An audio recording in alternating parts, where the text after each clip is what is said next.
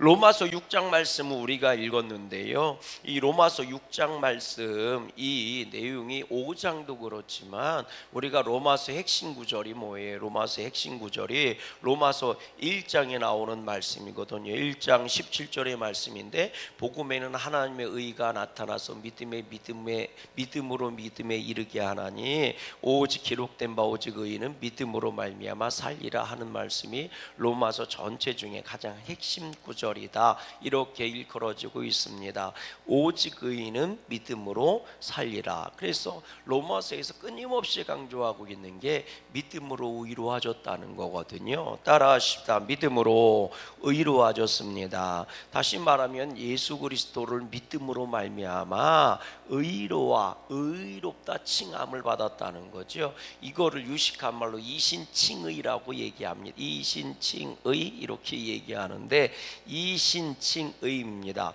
믿음으로 그래서 의로워졌다라는 거거든요. 믿음으로 죄사함 받고 의롭다 인정을 받고 그러니 우리는 믿음으로 살아야 된다. 이걸 얘기해 주고 있어요. 그래서 믿음으로 구원받았으니 믿음으로 구원받은 자의 삶을 살아라. 그래서 이 6장 내용의 가장 중심적인 단어들이 끊임없이 되풀이되는 말들이 있습니다. 그게 뭐냐면 죽는다는 거하고 산다는 말이에요. 이게 한 구절 안에 끊임없이 계속 나오거든요. 우리 2절 말씀 한번 읽어보세요. 6장 2절입니다. 6장 2절 시작.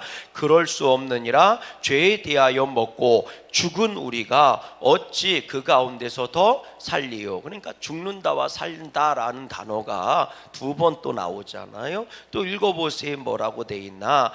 우리 4절 말씀도 읽어봐요. 4절 시작.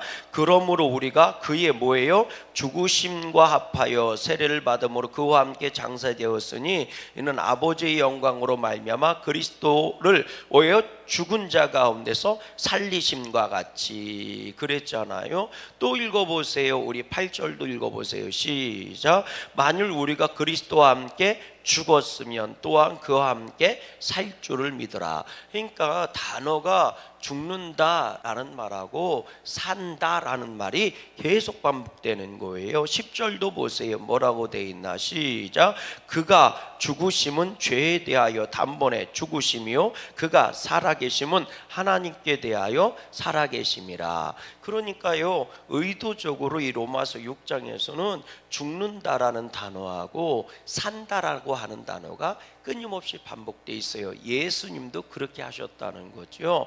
예수님이 십자가의 죽으심으로 우리가 뭐예요? 살았다. 그러니까 우리도 예수님처럼 죽고 살자. 뭐에 대해서 죽냐? 죄에 대해서 죽어라. 그리고 뭐가 사냐? 예수 안에서 다시 살아라. 이 얘기가 끊임없이 반복되는 거예요. 우리가 믿음으로 의로워졌으면 믿음으로 의로워졌다는 게 뭐냐? 그건 죄에 대해서 죽은 걸 말하는 거다.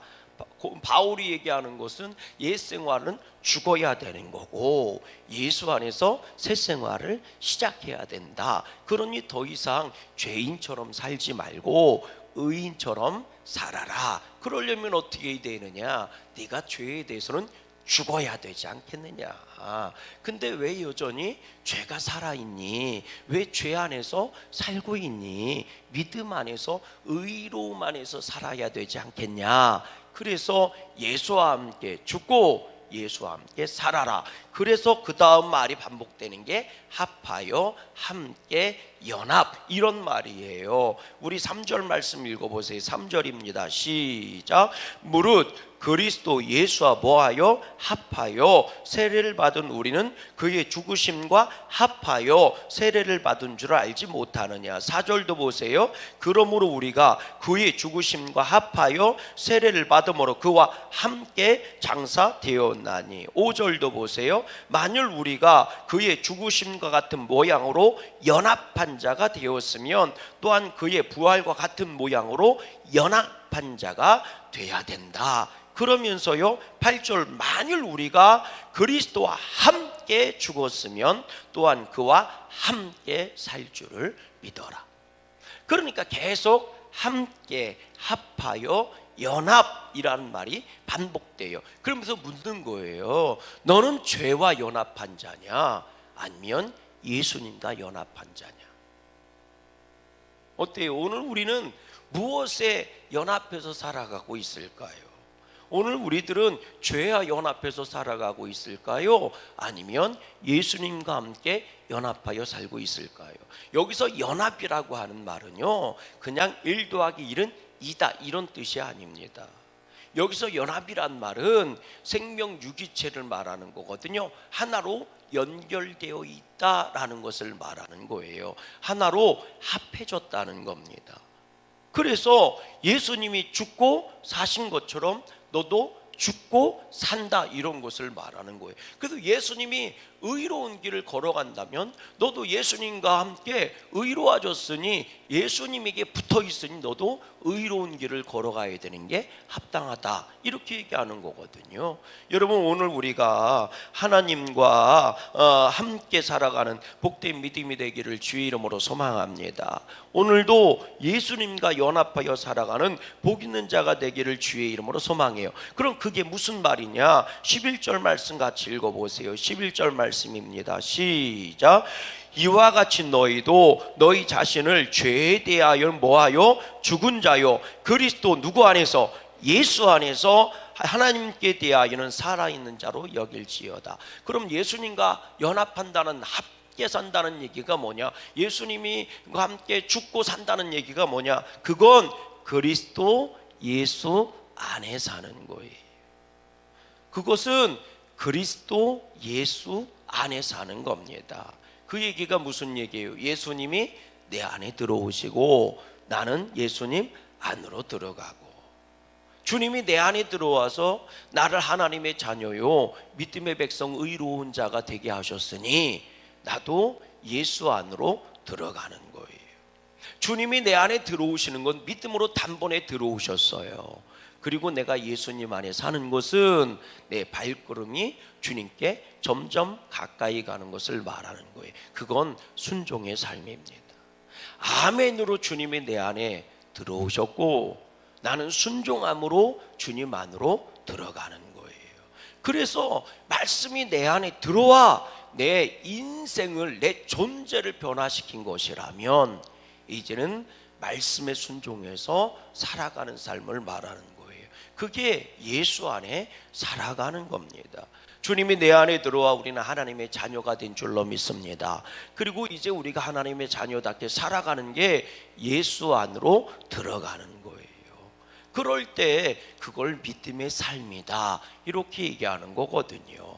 믿는 자는 믿음의 삶을 살아야 하고 믿음의 삶이란 말씀에 순종하는 생활을 하는 겁니다. 그래서 이런 얘기를 하는 거예요. 13절 말씀 한번 읽어보세요. 13절 말씀 시작.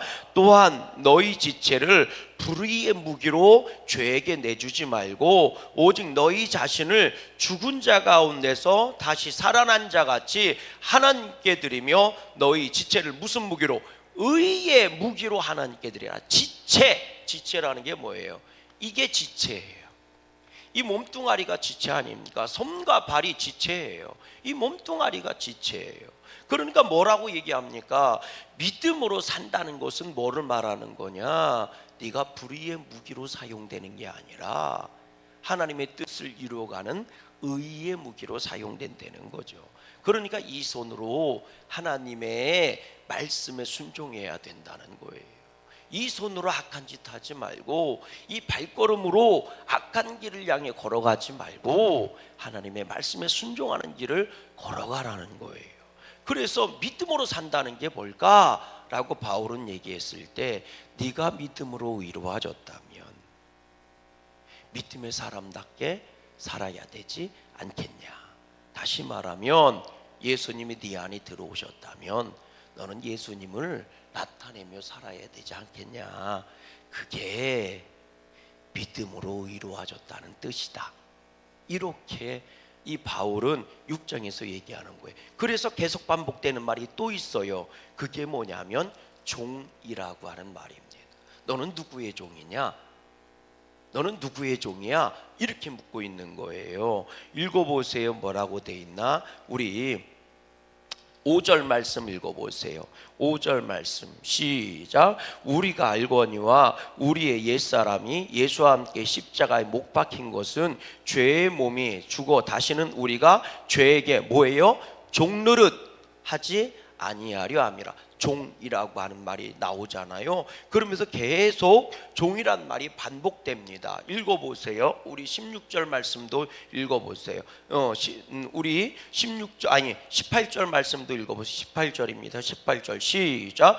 죄로부터 해방되어 의에게 종이 되었느니라 라고 하면서 종이란 말을 계속 반복하면서, 종이니까 당연히 해야 될 일이 뭐예요? 순종이잖아요. 그래서 순종이란 말이 또 계속 반복되는 거죠. 16절 말씀 읽어보세요. 16절입니다. 시작. 너희 자신을 종으로 내주어 누구에게 순종하든지 그 순종함을 받는 자의 종이 되는 줄을 너희가 알지 못하느냐? 혹은 죄의 종으로 사망에 이르고 혹은 순종의 종으로 의에 이르느니라. 그럼 묻는 거예요. 너는 누구 종으로 지금 살고 있니? 죄의 종으로 살고 있니? 아니면 하나님의 종으로 혹은 믿음의 종으로 살고 있니? 의의 종으로 살고 있니? 종이 되었으면 당연히 그 주인에게 순종하는 게 당연한 거다. 죄의 종이 됐으면 너는 죄에 순종하며 살고 있는 거고, 너는 의의 종이 됐으면 의에 순종하며 살고 있는 거다. 순종이라는 것은 몸뚱아리로 하는 거잖아요. 종이라는 것은 신분을 말하는 거잖아요. 바울은 말하는 거죠. 너는 이제 의인이 됐으면 예수의 종으로 살아라. 의의 종으로 살아라. 너희 뭐를? 몸뚱아리를, 너희 지체를. 그러니까 우리들이 이신칭이라고 하는 믿음으로 이루어졌어요, 믿음으로 하나님 자녀가 됐어요 라고 생각하는 건 우리들이 생각하는 그런 게 아니라는 거예요. 완전한 변화를 의미하는 거예요. 근데 사람들이 착각하는 거죠.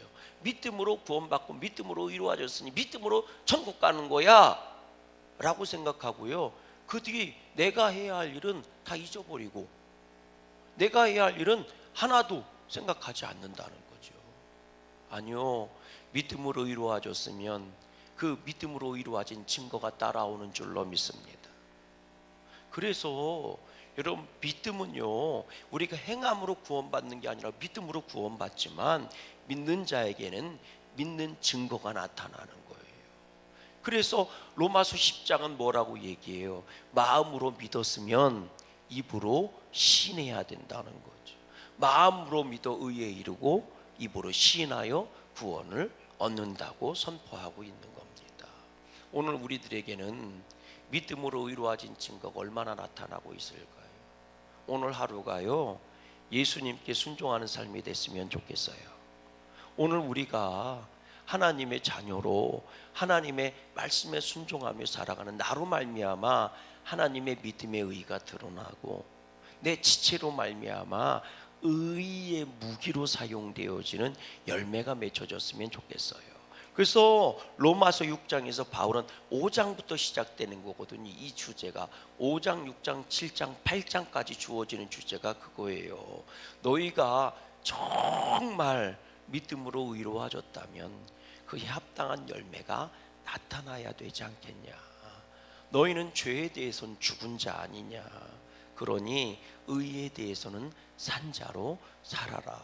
너희가 거듭난 게 틀림없다면 거듭난 자답게 살아내라 라고 얘기하는 거죠. 그래서 23절 말씀 읽어보세요. 23절 시작. 죄의 삭은 사망이요 하나님의 은사는 그리스도 예수 우리 주 안에 있는 영생이니라. 오늘도 그 영생의 열매를 맺어가는 저와 여러분들 복된 삶이 될 수 있기를 주님의 이름으로 간절히 소망합니다. 이제 그 봄이 오기 시작했잖아요. 봄이 오면 요때 정도 됐을 때 이제 농부들이 씨앗을 뭘 심을까를 결정할 때가 온 거거든요. 대부분 이제 요때 정도에 전통적으로 보면 이제 2월이 시작된 거니까 3월 달부터 파종이 시작됩니다. 그러다 보면 이제 2월 달 저희 부모님들 농사 질 때 보니까 광도 들여다 보시고 그러면서 이제 하나하나 어디다는 뭐 심고 얼마를 심고 고추는 뭐 고랑을 몇 개라고 몇 포기를 심고 이런 거를 요때 2월 달에 결정을 하시더라고요. 그래서 2월 달이 되면 이거 저거 준비를 하세요. 감자들도 준비해 놔야 되고 심어야 되니까. 그러니까 뭐 고구마는 몇 개를 심고 감자는 어디다 심고 그리고 뭐 야채 같은 건 어디다 심고 쭉 준비를 하세요. 심지어는 벼도 무슨 벼를 심고 이런 거 결정하세요.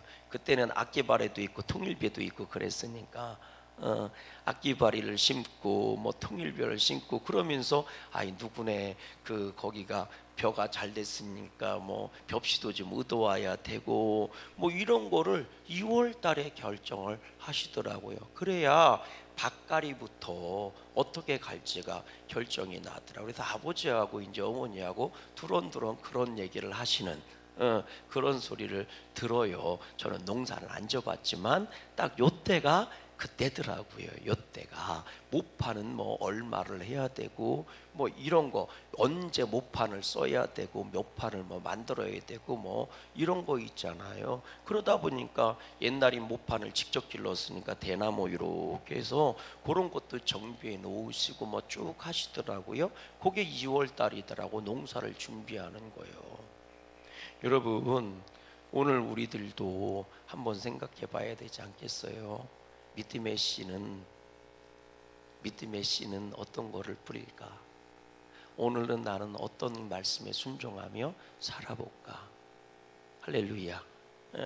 내가 오늘은 무슨 일이 있어도 절대로 화내지 않고 축복의 말만 해야 쓰겄다 라든지 말이죠. 하나하나 나에게 미션을 좀 정해주는 건 어떨까 하는 생각을 해봐요. 오늘은 내가 로마서 말씀을 쓰는데 우리는 이제 로마서 말씀을 쭉 쓰니까 쓰는데 로마서 말씀 쓴 것 중에 요 구절만큼은 내가 한번 외워볼까? 뭐 이런 거라든지 아유 목사님 나는 외우는 거 그러니까 한 10번 정도를 더 읽어볼까? 라든지 혹은 말이죠 오늘 하루는 내가 만나는 사람 10명한테 축복의 말을 좀 해볼까? 라는 믿음의 미션을 나 스스로에게 한번 정해보는 건 어떨까? 특별히 우리가 로마서 말씀을 써가는 거니까 로마서 말씀을 내 심령에 내 이 소갈맹이에 각인시키기 위해서 로마서 말씀 한 구절을 붙잡고 순종해 보는 건 어떨까? 우리가 100개면 100개를 순종하기는 어렵지만 100개의 말씀 중에서 한 개 순종하는 거는 그렇게 어렵진 않잖아요. 적어도 오늘 내가 한 10분 정도만이라도 혹은 생활 속에서 내가 매 시간마다 30초 시간은 뭐 한번 해볼까? 내가 끊임없이 주기도문을 한번 외워볼까? 오늘 하루는 한 주기도문 한 100번 정도는 한번 외워볼까? 뭐 이런 거요. 이렇게 우리가 하나님이 주신 말씀 중에 100개를 다 순종하기는 어려워요. 그런데 100개를 순종하려고 마음 먹으니까 불가능이다 이렇게 얘기하는 거 아니겠습니까? 그런데 그 중에서 한 개, 두 개는 할 수 있잖아요. 그렇게 내 믿음의 영역을 넓혀보는 나 스스로에게 믿음의 미션을 또 의의 병기로 사용되는 미션을 하나 정도씩은 던져주시고 하나하나 순종해 보는 건 어떨까? 그것이 주님의 기쁨이 되고 영생의 열매를 맺어가는 시작이 되지 않을까 하는 생각을 해봅니다. 오늘 여러분들에게 그런 영생의 열매가 충만하게 맺힐 수 있기를 주님의 이름으로 소망합니다. 함께